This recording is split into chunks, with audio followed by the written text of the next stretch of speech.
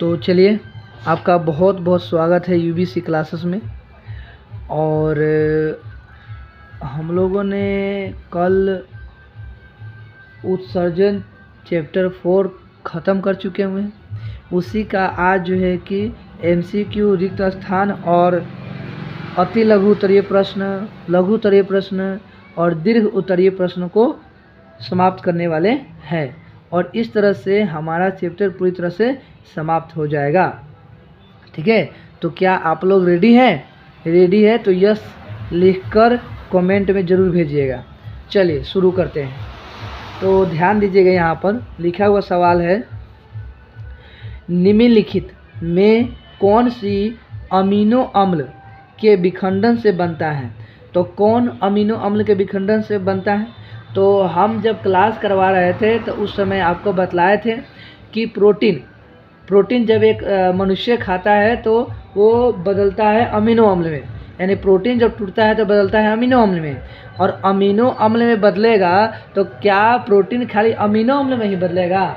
नहीं ना, वो तो कुछ ना कुछ तो हानिकारक पदार्थ भी निकलेगा। तो हानिकारक पदार्थ निकलता है अमोनिया, और अमोनिया रहा यहाँ पर ये NH3। NH3 को क्या कहते हैं? तो अमोनिया कहते हैं। इतना बातें समझ में आ गया? चलिए, तो आप लोग को ये समझ में आ गया इसका आंसर क्या हो जाएगा? तो अमोनिया हो जाएगा, NH3 हो जाएगा। चलिए, अब वो वाला NH3 नहीं जान लीजिएगा, हाईवे वाला NH3। ठीक है। अगर 2 नंबर सवाल है, अगर किसी कारण से किसी मनुष्य का एक वृक्क कार्य करना ही बंद कर दे, कह रहा है सवाल कि मनुष्य का 2 वृक्क होता है, जोड़ी बोले तो एक जोड़ी होता है, और इनमें से एक वृक्क यानी कि एक किडनी जो होता है कि कार्य करना ही बंद कर दे। अब किसी भी कारण से बंद कर दे, है ना, तो बंद कर दे तो उसका परिणाम क्या होगा? तो उसका परिणाम क्या होगा? एक किडनी खराब होगा तो दूसरा किडनी चलेगा, है कि नहीं? तो ये इसका आंसर हो जाएगा, दूसरे वृक्क से उत्सर्जन होगा। नेक्स्ट है 3 नंबर, ध्यान दीजिएगा 3 नंबर पे, वृक्क किसी जैव प्रक्रम का हिस्सा होता है। बोला है कि वृक्क किस जैव प्रक्रम का हिस्सा होता है? तो श्वसन होगा? नहीं ना होगा, क्योंकि हम लोग श्वसन तो पढ़े नहीं है। श्वसन हम लोग पढ़े तो उसमें तो एक बार भी वृक्क का जिक्र हम किए नहीं। परिवहन भी पढ़े तो उसमें भी एक बार भी वृक्क का जिक्र नहीं किए। पोषण में भी नहीं किए थे। तो अब आ गया उत्सर्जन। किसका आ गया? तो उत्सर्जन का आ गया। तो यानी वृक्क क्या हो जाएगा? तो वृक्क क्या है? तो उत्सर्जन हो जाएगा इसका आंसर। ठीक है, तो आंसर क्या हो जाएगा? उत्सर्जन। नेक्स्ट है रेजिन किस पौधे का उत्सर्जित पदार्थ है? तो जब हम क्लास करा रहे थे, पढ़ा रहे थे, तो हम बतलाए थे कि चीड़ नामक पेड़ से क्या निकलता है? रेजिन निकलता है। पीपल से और बरगद से, ये सब से क्या निकलता है? तो लेटेक्स निकलता है। ये सारी चीज़ें पढ़ाए थे। उसके बाद टेनिन बताए थे कि टेनिन निकलता है किससे? तो टेनिन निकलता है छाल से, वृक्क के छाल से, वृक्ष के छाल से निकलता है। जैसे अंगूर हो गया, उसके बाद क्या होगा? अखरोट की छाल से, इस सब से निकलता है ना। उसके बाद एक बतलाए थे कि जाइलम, पुराना जाइलम जमा होता है किस में? तो पुराना जाइलम जमा होता है ये रेजिन में, गोंद में जमा होता है, ये बतलाए थे। 5 नंबर सवाल देखिएगा, लिखा हुआ है कि अवशिष्ट पादप अवशिष्ट संचित रहते हैं। तो पादप अवशिष्ट संचित रहते हैं, संचित कहाँ रहते हैं? तो पत्ती में रहता है, यानी कि जो पादप जो हो गया, जो पेड़ पौधे हो गए, उनके अवशिष्ट पदार्थ यानी कि जो हानिकारक पदार्थ होता है वो कहाँ होता है? तो पत्ती में होता है। हम बोले थे कि कार्बन डाइऑक्साइड जो है कि पत्ती जो है कि अपने रंध्रों के द्वारा बाहर निकलता है, फिर ऑक्सीजन को अंदर लेता है कि नहीं? तो पत्ती हो गया। छाल से जो है कि आपका क्या निकाल रहा था? तो छाल से निकाल रहा था, क्या बोलते उसको, टेनिन निकाल रहा था, है ना। कोशिका रिक्त हो गया।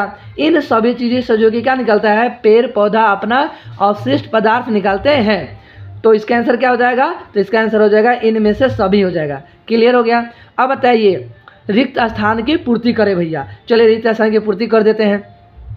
अमीनो अम्ल के विखंडन से बनने वाले उत्सर्जित पदार्थ अमोनिया को बोलते हैं NH3। क्या बोलते हैं? NH3। यूरिया और क्या निकलता है? तो जब एक सामान्य मनुष्य, एक साधारण मनुष्य क्या करे, क्या बोलते हैं उसको, प्रोटीन खाता हो, तो प्रोटीन बदलता है अमीनो अम्ल में। तो अमीनो अम्ल में बदलेगा तो क्या क्या बनेगा? तो बनेगा अमोनिया, यूरिया और यूरिक अम्ल निकलता है।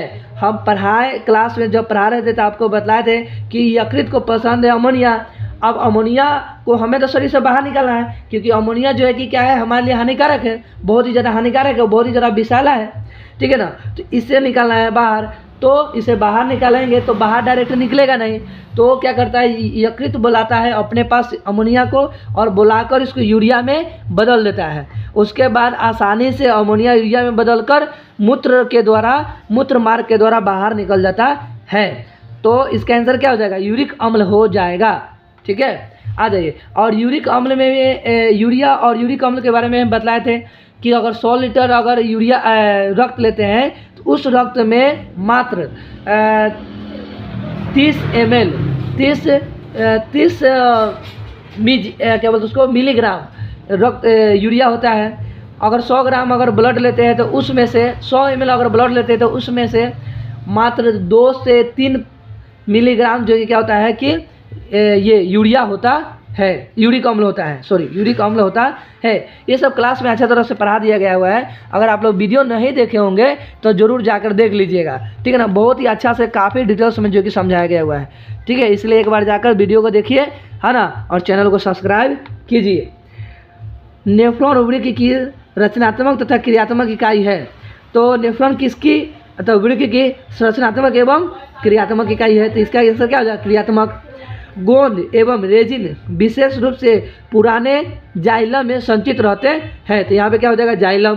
पौधे में जल का निष्कासन होता है किसके द्वारा, तो पौधे में जल का निष्कासन कौन कैसे होगा, तो वाष्पोत्सर्जन के द्वारा होगा, है ना। जल वाष्प के रूप में बाहर निकलेगा पेड़ पौधा से, तो उसे क्या कहते हैं, तो वाष्पोत्सर्जन कहते हैं। तो ये हो गया रिक्त स्थान क्लियर। बोलिए समझ में आ गया। अब हम लोग पढ़ने वाले हैं अति लघु उत्तरीय प्रश्न, ठीक है। आ जाइए, अति लघु उत्तरीय प्रश्न के बारे में पढ़ने वाले हैं। देखिए इसमें ज़्यादा हम टाइम लॉस आप लोग का नहीं करेंगे, कोशिश करेंगे काफ़ी जल्दी से जल्द जो इसको ख़त्म भी कर दे, ठीक है। तो आज यहाँ पे लिखा हुआ है कार्बनिक अणुओं के विखंडन से उत्पन्न सबसे विशेष उत्सर्जी पदार्थ क्या है। तो कार्बनिक अणु कह रहा है भैया, तो कार्बनिक अणु यानी तो क्या, हम लोग उत्सर्जी पदार्थ क्या निकालेंगे, जब कार्बनिक अणु लेंगे तो कार्बन डाइऑक्साइड ही निकालेंगे, तो कार्बन डाइऑक्साइड निकाल देंगे बाहर, हो गया। तो इसका आंसर क्या हो जाएगा, कार्बन डाइऑक्साइड। अमीनो अम्ल के विखंडन से उत्पन्न उत्सर्जी पदार्थ के नाम लिखिए। तो जब हम लोग प्रोटीन खाते हैं तो क्या क्या निकालते हैं, तो यूरिया, यूरिक अम्ल, अमोनिया, यही सब में निकालेंगे, तो ये हो जाएगा उत्सर्जी पदार्थ। तो इसका आंसर हो जाएगा अमोनिया। अमोनिया बोले तो NH3, उसके बाद निकलेगा क्या चाहिए, तो यूरिया, उसके बाद निकलेगा यूरिक अम्ल निकलता है। ये समझ में आ गया। तो 2 का आंसर भी समझ में आ गया होगा भैया। चलिए नेक्स्ट आगे देखिएगा। यूरिया और अमोनिया में अपेक्षाकृत कम जटिल और ज़्यादा विषैला कौन होता है, तो अमोनिया भैया ज़्यादा विषैला होता है।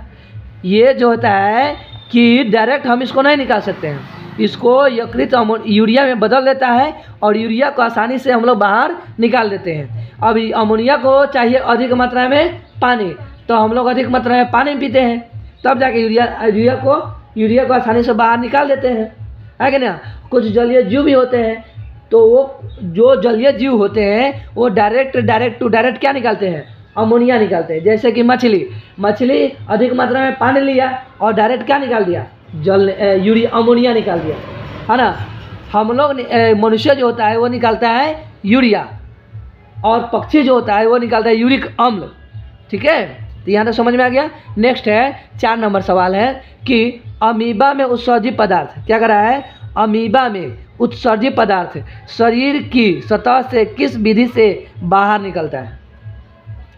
तो हम पढ़ाए हुए हैं कि विसरण विधि से बाहर निकलता है, ये तो क्लियर हो गया। तो अमीबा में उत्सर्जी पदार्थ कैसे निकलता है बाहर, तो विसरण विधि से। अमीबा के बारे में हम पढ़ाए थे, आपको चैप्टर 1 से ही पढ़ाते आ रहे हैं कि अमीबा के पास कोई विशेष प्रकार का अंग नहीं होता है, वह अपना भोजन और कुटपात के द्वारा करता है, वो अपना अवशेष पदार्थ को किसी भी भाग से निकाल सकता है ना। और वो विसरण विधि द्वारा भोजन करता है, कुटपात करता है, उसका प्रचलन अंग क्या होता है, तो कुटपात होता है।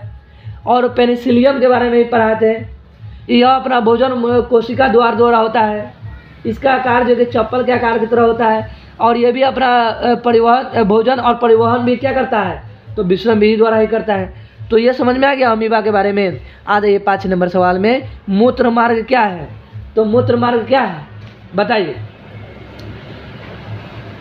बताइएगा जरा, मूत्र मार्ग क्या है?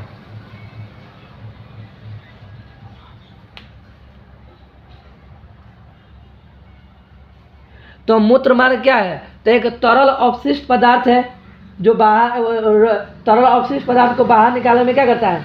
मदद करता है। तो इसका आंसर भी मिल गया आपको, ये 5 नंबर का। क्लियर। अब आ जाइए 6 नंबर भैया। 6 नंबर में देखिएगा ध्यान से आप लोग सभी लोग, ठीक है। मनुष्य के वृक्क के 2 महत्वपूर्ण कार्यों के नाम लिखे। तो क्लास में आपको 3 कार्य का नाम लिखवाए थे कि मूत्र का निर्माण कैसे होता है, उसके बाद जो है कि मूत्र वृक्क जो है कि हमारा कैसे कार्य करता है। तो पहला बताए थे फिल्ट्रेशन होना है, यानी कि रक्त का क्या होगा? फिल्टर होगा। फिर ट्यूबुलर पुनर्शोषण होगा, ये हो गया। एक और बतलाए थे जिसका नाम था ट्यूबुलर सत्रावन होगा। तो ये समझ में आ गया। तो इसका आंसर दो गो पूछ रहा है तो 2 गो लिखिएगा, हम 3 बतला दिए। चलिए नेक्स्ट है वृक्ष से संबंध उत्सर्जन में भाग लेने वाले अन्य रचनाओं के नाम लिखिए। वृक्क से संबंध उत्सर्जन में भाग लेने वाले अन्य रचनाओं के नाम लिखिए। तो बताइए उत्सर्जन में कौन कौन सा भाग ले रहा है? तो उत्सर्जन में भाग ले रहता है हमारा फेफड़ा ले रहा है, त्वचा ले रहा है, उसके बाद क्या ले रहा है? तो यकृत ले रहा है, बड़ी आंत ले रहा है। ये सब क्या कर रहा है? तो उत्सर्जन में भाग ले रहा है। यही हमारा उत्सर्जी अंग हो गया। तो उसी का नाम लिख लीजिए। ये हो गया 7 नंबर क्लियर। 8 नंबर देखिएगा यहाँ पे, वृक्क की रचनात्मक एवं क्रियात्मक इकाई क्या है? तो नेफ्रॉन है। ये तो अच्छा साधारण सवाल है ना। नेक्स्ट है 9 नंबर, मनुष्य के प्रत्येक वृक्क में नेफ्रॉन की संख्या कितनी होती है? तो मनुष्य में कितने वृक्क होते हैं? सबसे पहले ये बताइए। 2 होता है। और एक वृक्क में कितनी संख्या होती है उस कुंडलित आकार की? तो 10 लाख। तो 10 लाख तो यानी दोनों वृक्क में कितना हो गया? 20 लाख हो गया। तो इसका आंसर क्या हो जाएगा? 20 लाख हो जाएगा। ठीक है। तो ये समझ में आ गया आप लोगों को? कितना नंबर था? 9 नंबर ना। नेक्स्ट है 10 नंबर, मनुष्य की गैसीय अपशिष्टों का उत्सर्जन कहाँ से होता है? कह रहे हैं यहाँ पर कि पौधे में गैसीय अपशिष्ट का उत्सर्जन कहाँ से होता है? तो कहाँ से होगा? तो छाल से होगा, उसके बाद क्या होगा? टेनिन से होगा, उसके बाद क्या बोलते हैं? पत्ती से होगा, लेटेक्स से होगा, गोंद से होता है, यहीं से ना होता है। तो पौधे में गैसीय अपशिष्ट पदार्थों का उत्सर्जन कहाँ से होगा? तो पत्तियों से होगा, यहीं से ना होगा, पत्तियों से होगा, छाल से होगा। इसका आंसर ये हो गया। नेक्स्ट एक आया नंबर, जीवों के शरीर में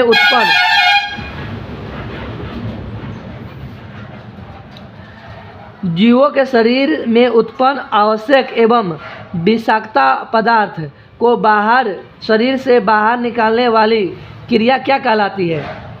कह रहा है यहाँ पर कि जीवों के शरीर से उत्पन्न अनावश्यक एवं विषाक्त पदार्थ को शरीर से बाहर निकालने वाली क्रिया को क्या कहते हैं? क्या कहते हैं क्रिया को? तो उत्सर्जन कहेंगे। उत्सर्जन नहीं कहेंगे कि जीवों के शरीर से उत्पन्न अनावश्यक एवं विषाक्त पदार्थ को शरीर से बाहर निकालने वाली क्रिया क्या कहलाती है? तो क्या कहलाती है? तो उत्सर्जन कहलाती है। ठीक है। तो क्या हो जाएगा इसके आंसर? तो उत्सर्जन हो जाएगा। ये जो है कि डिफिनेशन ही पूछ दिया हुआ है यहाँ पर। चलिए नेक्स्ट है 12 नंबर, यहाँ पे लिख रहा है जंतुओं के शरीर में जल की मात्रा का संतुलन जिस क्रिया के द्वारा होता है वह क्या कहलाती है? तो विसरण कहलाती है। हम बोले थे ना कि विसरण विधि द्वारा, एक सेकंड, जंतुओं के शरीर में जल की मात्रा का संतुलन जिस क्रिया द्वारा होता है वह क्या कहलाती है? बताइएगा जरा। चलिए तो ये समझ में आ गया। तो क्या हो जाएगा? तो प्रासरण हो जाएगा। इसका आंसर क्या हो जाएगा? प्रासरण हो जाएगा। चलिए तो यहाँ पर देखिएगा नेक्स्ट सवाल है 13 नंबर है। 13 नंबर सवाल में बतला रहा है क्या कि मानव मूत्र में जल की प्रतिशत मात्रा सामान्यतः कितनी होती है? तो 96 होती है, बोले थे ना, 96 होती है। उसके बाद जो है 4% जो कि क्या होता है कि ठोस भाग होता है जिसमें यूरिया 2% होता है, 2% जो कि यूरिक अम्ल होता है। ठीक है ना। अब ये 14 नंबर सवाल में बतला रहा है क्या? तो 14 नंबर सवाल में बतला रहा है कि वृक्क क्या कर रहा है कि वृक्क के क्षतिग्रस्त होने पर उसका कार्य जिस अति विकसित मशीन से संपादित किया जाता है वह क्या कहलाता है? तो हीमोडायलिसिस नहीं कहलाता है। ब्लड को क्या कर रहा है? शुद्धिकरण कर रहा है। तो हीमोडायलिसिस। डायलिसिस क्या है? तो डायलिसिस एक मशीन है जो ब्लड को शुद्धिकरण में मदद करता है ना। तो ये तो पढ़ा दिए थे। नेक्स्ट है, उसके बाद यहाँ पे देखिएगा, पौधे के उत्सर्जी पदार्थ रेजिन तथा गोंद पौधे के किस ऊतक में संचित होता है? पौधे के उत्सर्जी पदार्थ रेजिन तथा गोंद पौधे के किस ऊतक में होता है? तो पुराने जाइलम में बतलाए थे, ये तो बार बार बतला रहे हैं हम कि पुराने जाइलम में संचित होता है। ठीक है। नेक्स्ट है, पौधे में गैसीय अवशिष्ट पदार्थ, पौधे में गैसीय अवशिष्ट का उत्सर्जन रंध्रों के अतिरिक्त अन्य किन छिद्रों से होता है? तो किन से होगा? रंध्र के अलावा? तो रंध्र के अलावा क्या होगा? क्या बोलते उसको? रंध्र स्टोमाटा से तो होबे करता है। पौधे में गैसीय अवशिष्ट का उत्सर्जन रंध्रों के अतिरिक्त अन्य किन छिद्रों द्वारा होता है? तो इसका हो जाएगा, तो इसका क्या हो जाएगा आंसर? तो वात रंध्र हो जाएगा। वात रंध्र बोले तो क्या हो जाएगा? जो ताना का जो ताना होता है वहीं से क्या करता है? तो पेड़ पौधा कार्बन डाइऑक्साइड को निकालता भी है और ऑक्सीजन को लेता भी है। कार्बन डाइऑक्साइड को निकालता भी है, कार्बन डाइऑक्साइड को लेता भी है, ऑक्सीजन को निकालता भी है। तो वात रंध्र इसका आंसर हो जाएगा। ठीक है। नेक्स्ट है बबूल। क्या बोल रहे हैं? बबूल के पौधे से निकलने वाला गोंद पौधे में होने वाली किस प्रकार के प्रक्रिया के फलस्वरूप उत्पन्न होता है? सवाल बोल रहा है कि बबूल का पौधा है, बबूल के पौधे से निकलने वाला गोंद पौधे में होने वाली किस प्रकार के क्रिया के फलस्वरूप उत्पन्न होता है? तो बताइए किस प्रकार के प्रक्रिया के फलस्वरूप उत्पन्न होता है? तो बोलिए क्या हो जाएगा इसका आंसर? तो इसका आंसर हो जाएगा मेटाबॉलिक प्रक्रिया, है ना। यानी कि बोले तो इसका हो जाएगा चयापचय क्रिया के द्वारा हो जाता है। तो चयापचय क्रिया के फलस्वरूप बबूल में गोंद जो है कि उत्सर्जी पदार्थ के रूप में बाहर निकलता है। तो इसका आंसर क्या हो जाएगा? तो इसका हो जाएगा आंसर चयापचय। ठीक है। तो ये हो गया आपका अति लघु उत्तरीय प्रश्न। अब पढ़ेंगे लघु उत्तरीय प्रश्न के बारे में। तो ध्यान से देखिएगा। सवाल है, उत्सर्जी पदार्थ से आप क्या समझते हैं? बताइए उत्सर्जी पदार्थ से आप क्या समझते हैं? तो उत्सर्जी पदार्थ के बारे में हम लिखवाए थे, जीवों के शरीर से उपापचय क्रियाओं के फलस्वरूप उत्पन्न अवशिष्ट पदार्थ को उत्सर्जी पदार्थ कहते हैं। अब आप क्या समझते हैं? तो अगर हम लोग क्या करें कि अगर मनुष्य अगर अवशिष्ट पदार्थ को नहीं निकाले बाहर तो क्या होगा? हानि पहुंचाएगा, दिक्कत होगा, प्रॉब्लम क्रिएट हो जाएगा। इसलिए इसे जो है कि बाहर निकालना जरूरी होता है। नेक्स्ट सवाल है 2 नंबर, उत्सर्जन की परिभाषा लिखिए। तो उत्सर्जन की परिभाषा अभी जस्ट बतबे किए कि जीवों के शरीर से उपापचय क्रियाओं के फलस्वरूप उत्पन्न उत्सर्जी पदार्थ को अपशिष्ट पदार्थ को उत्सर्जन कहते हैं। ये क्लियर हो गया। नेक्स्ट है 3 नंबर, मानव क्या कर रहा है यहाँ पर? मानव मूत्र के अवायवीय की प्रतिशत मात्रा क्या है? तो बोले हैं ना 96 होता है। तो इसका क्या हो जाएगा आंसर? तो 96। ग्लोमेरुलर फिल्ट्रेशन क्या है? तो ग्लोमेरुलर फिल्ट्रेशन क्या है? तो ग्लोमेरुलर फिल्ट्रेशन रक्त को शुद्धिकरण में मदद करता है। तो इसका आंसर हो जाएगा रक्त को शुद्धिकरण में मदद करता है। ठीक है। और यहीं पे क्या होता है कि अवशिष्ट पदार्थ को रक्त से बाहर निकलता है। ठीक है। और कुछ अच्छे पदार्थ को भी बाहर निकाल देता है। तो इसका आंसर ये हो जाएगा। नेक्स्ट है, वृक्क के महत्वपूर्ण कार्यों का उल्लेख करें। अब वृक्क के कार्य क्या क्या है? तो पहला कार्य है फिल्ट्रेशन करना, दूसरा कार्य है पुनर्वशोषण करना, तीसरा कार्य है सत्रवन करना। तो हो गया इसका आंसर कार्य।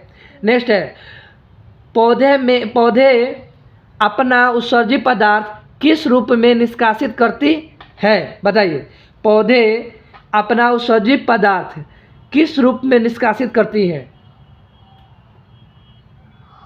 तो पौधे में उत्सर्जी पदार्थ विसरण विधि द्वारा होता है। नहीं सॉरी।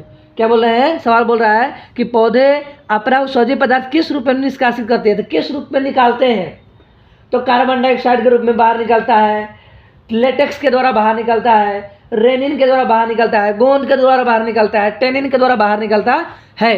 तो ये सब क्या हो गया, इनके उत्सर्जी पदार्थ हो गए। क्लियर हो गया ये भी।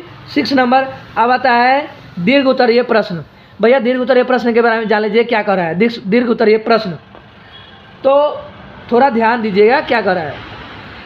कृत्रिम वृक्क क्या है, बोल रहा है कृत्रिम वृक्क बोले तो हीमोडायलिसिस, हम बोले पढ़ा रहे ना कि उसे कृत्रिम वृक्क भी कहते हैं। डायलिसिस एक मशीन है जो कृत्रिम वृक्क की तरह कार्य करता है। यह ब्लड को शुद्धिकरण में मदद करता है, यही ना लिखिएगा। और यह कैसे कार्य करता है, तो एक हाथ बनाकर हम मशीन को बना थे, डिलाइजर मशीन, ध्वनि को डिलाइजर मशीन से जोड़ दे रहे थे और फिर डिलाइजर मशीन से एक सिरा लेकर सीधा वाला भाग में जोड़ दे रहे थे और ब्लड को क्या करा, ध्वनि आ रहा था, ब्लड ध्वनि से आ रहा था, डिलाइजर मशीन में जा रहा था और ब्लड को शुद्धिकरण कर दे रहा था और शुद्धिकरण करके सिरा में पहुंचा दे रहा था, है ना। तो कह रहा है यहाँ पर वृक्क क्या है, यह कैसे कार्य करता है, तो ये सारी चीज़ें लिख देना है। कहानी ये क्लियर। तो एक समझ में आ गया आपको, ये वाला समझ में आ गया।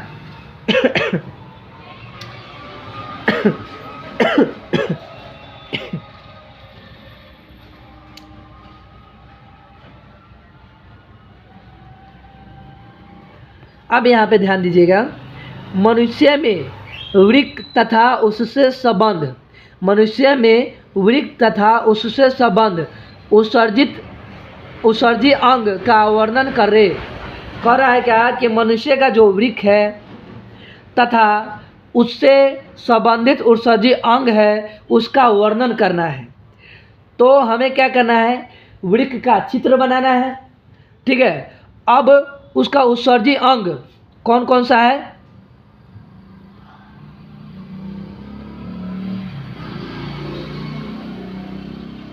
तो मनुष्य का क्या कर दीजिए आप, एक वृक्क बना दीजिए, उसका नाम लिख दीजिए। उसके बाद उत्सर्जी अंग कौन कौन सा था, तो उत्सर्जी अंग था फेफड़ा, यकृत, यही सब न था। और क्या था, बड़ियात था, है ना। बड़ियात के बारे में पढ़ा है ना कि बड़ियात जो होता है ये अपशिष्ट पदार्थ को मलाशय तक ले जाने में मदद करता है। यकृत जो है कि अमोनिया को यूरिया में बदलने में मदद करता है। यही सारी चीज़ें बतलाए थे हम। बोलिए, समझ में आया।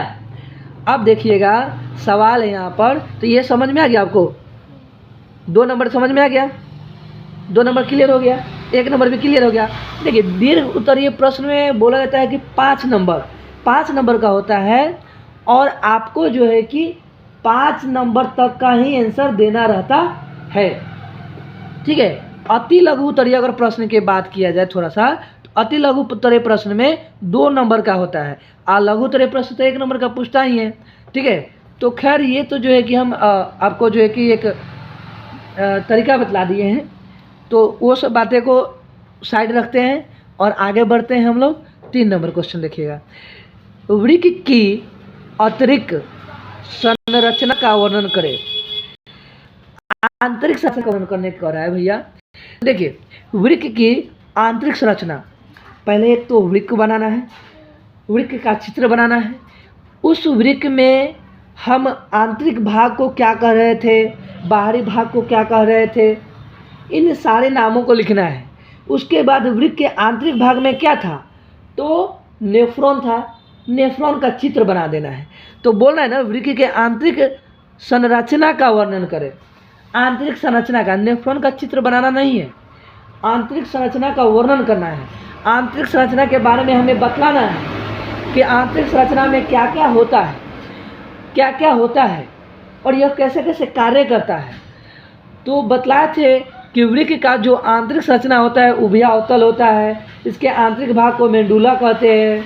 इसके आंतरिक भाग में कुंडलित आकार की कुछ रचना होती है जिससे कहते हैं क्या, तो वृक्क शंकु कहते हैं। और इसके एक वृक्क में जो क्या बोलते हैं उसको 10 लाख संख्या होती है जिसे कुंडलित आकार की रचना होती है, ठीक है ना, और इसी को नेफ्रॉन कहते हैं। तो ये आंतरिक भाग के बारे में इतनी सारी बातें हमें जो है कि लिखना है। तो ये हो गया, ये समझ में आ गया। तो ये समझ में आ जाएगा, लिख लीजिएगा, ठीक है। नेक्स्ट सवाल है, यहाँ पर देखिएगा 4 नंबर सवाल है। उत्सर्जी वृक्क के उत्सर्जी वृक्क द्वारा उत्सर्जन क्रिया कैसे होती है, समझाइए। कह रहा है यहाँ पर वृक्क जो है हमारा, किडनी जो है हमारा, वह कैसे उत्सर्जन करता है, इसके बारे में हमें लिखना है। और इसको जो है कि हम अच्छी तरह से जो है कि समझाए हुए हैं, समझाए ना, कि वृक्क हमारा कैसे उत्सर्जन कर रहा है ना। जैसे कि नेफ्रॉन का चित्र में बतलाए थे हम कि ध्वनि आ रहा, ध्वनि ब्लड को लेके आ रहा है, वहाँ पे ब्लड का फिल्ट्रेशन हो रहा है, फिर फ्लोपियन ट्यूब से फ्लोपियन ट्यूब का है ट्यूबुलर के द्वारा आते हुए मूत्रवाहिनी वाला रास्ता में जा रहा है। ये सारी बातें जो है कि हम काफ़ी डिटेल्स से जो है कि बतलाएंगे, ठीक है। और अगर आप लोग वीडियो को अगर नहीं देखे होंगे तो एक बार ज़रूर जाकर देखिएगा, क्योंकि जब तक फुल डिटेल्स में जब तक आप लोग पढ़िएगा नहीं, तब तक आपको जो है कि समझ में नहीं आएगा। फिर जो है कि आपको बार बार क्वेश्चन बनाने में क्या होगा, दिक्कत होगा, प्रॉब्लम हो जाएगा, ठीक है। तो ये बातें जो है कि आप ध्यान रखिएगा, ठीक है। तो ये 4 नंबर समझ में आ गया आपको क्वेश्चन। 4 नंबर क्वेश्चन आसानी से बना लीजिएगा, तो दिक्कत नहीं होगा। नेक्स्ट है 5 नंबर सवाल, बोल रहा है पौधे में उत्सर्जन कैसे होता है। तो बताइए पौधे में कैसे उत्सर्जन होता है। तो पौधे में उत्सर्जन कैसे होता है, तो पौधे में उत्सर्जन कैसे होता है, तो उसको जो है कि हमें समझाना है, लिखना है। तो पौधे में उत्सर्जन कैसे होता है, इसके बारे में लिखना है। तो पौधे में उत्सर्जन कैसे होगा, तो आपको हम पिछले क्लास में भी पढ़ाए हुए हैं कि पौधे में जो परिवहन होता है, एक कोशिकीय पौधे में परिवहन विसरण विधि द्वारा होता है। बहुकोशिकीय जो पौधे होते हैं, जो जटिल पौधे होते हैं, उनमें परिवहन एक विशेष प्रकार के उत्तक के द्वारा होता है, जिसे हम बोले थे संवहन उत्तक बोले थे, ठीक है। तो ये तो हो गया पौधे में परिवहन के बारे में। अब यहाँ पर सवाल है पौधे में उत्सर्जन कैसे होता है। तो देखिएगा यहाँ पे बतला रहे हैं हम, क्या बतलाया जा रहा है। देखिए पौधा जो होता है मनुष्य की तरह चाहे जानवरों की तरह उत्सर्जन नहीं कर सकता है, क्योंकि उनके पास विशेष प्रकार का कोई किडनी नहीं होता है, कोई अंग नहीं होता है। तो वो उत्सर्जन कैसे करते हैं, वो अपना अवशेष पदार्थ कैसे निकालते हैं, तो वो अलग अलग प्रक्रिया के द्वारा अपना उत्सर्जी पदार्थ निकालते हैं। जैसे कि रंध्रों के द्वारा। अब रंध्रें ये कहाँ पाई जाती है, तो पत्तियों में पाई जाती है। तो पत्तियों के द्वारा ये क्या करता है, ये अपना उत्सर्जी पदार्थ को बाहर निकालते हैं, है ना, रंध्रों के द्वारा। ये क्लियर हो गया। उसके बाद होता है क्या, तो कुछ तना के द्वारा, जिसे वात रंध्र कहते हैं, उसके द्वारा भी क्या करते हैं, यह अपना उत्सर्जी पदार्थ को जो है कि क्या करते हैं, बाहर निकालते हैं, है कि नहीं। और आपको पता ही है कि रंध्र जो होता है जो है कि कार्बन डाइऑक्साइड को लेगा और CO2 को क्या कर देगा, बाहर निकाल देता है ना। और यह प्रक्रिया रात में होती है, इसे अप्रकाशीय अभिक्रिया कहते हैं। और प्रकाशीय अभिक्रिया किसे कहते हैं, तो प्रकाशीय अभिक्रिया होता है जो कि दिन में होता है, ठीक है।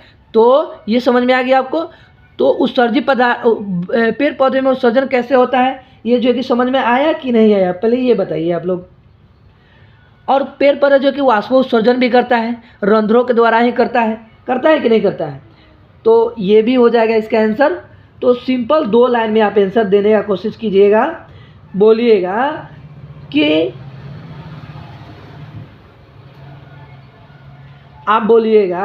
कि पेड़ पौधे में उत्सर्जन की प्रक्रिया इंसानों की अपेक्षा या जानवरों की अपेक्षा काफ़ी अलग होती है। पौधे में उत्सर्जन के लिए कोई विशेष अंग नहीं होता है, इसलिए वे अलग अलग अतिरिक्त अलग अलग तरीकों से अपने अपशिष्ट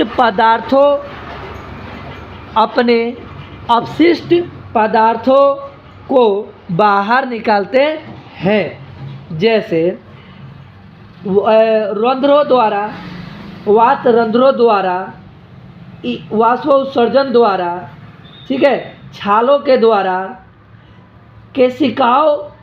कोशिकीय रिक्तिकाय के द्वारा, ठीक है ना, गोंद के द्वारा, रेनिन के द्वारा, लेटेक्स के द्वारा, इन सभी के द्वारा जो है कि ज्वरों के द्वारा भी इन सभी के द्वारा ये अपने अपशिष्ट पदार्थ, हानिकारक पदार्थ को बाहर निकालते हैं।